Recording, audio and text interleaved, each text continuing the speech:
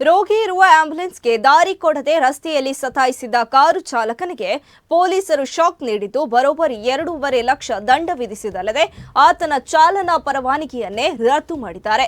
ಕೇರಳದ ತಿರುವನಂತಪುರದಲ್ಲಿ ಈ ಘಟನೆ ವರದಿಯಾಗಿದ್ದು, ಆರೋಗ್ಯ ಸ್ಥಿತಿ ಗಂಭೀರವಾಗಿ ರೋಗಿಯನ್ನ ಆಂಬ್ಯುಲೆನ್ಸ್ನಲ್ಲಿ ಆಸ್ಪತ್ರೆಗೆ ಸಾಗಿಸುತ್ತಿದ್ದಾಗ ಮಾರ್ಗ ಮಧ್ಯೆ ಚಾಲಕ ಹಾರ್ನ್ ಮಾಡಿದ್ದಾರೆ. ಈ ವೇಳೆ ಮುಂದೆ ಸಾಗುತ್ತಿದ್ದ ಕಾರು ಚಾಲಕ ಬೇಕೆಂದೇ ಆಂಬ್ಯುಲೆನ್ಸ್ಗೆ ದಾರಿ ಮಾಡಿಕೊಡದೆ ಉದ್ದಟತನ ಪ್ರದರ್ಶನ ಮಾಡಿದ್ದಾನೆ.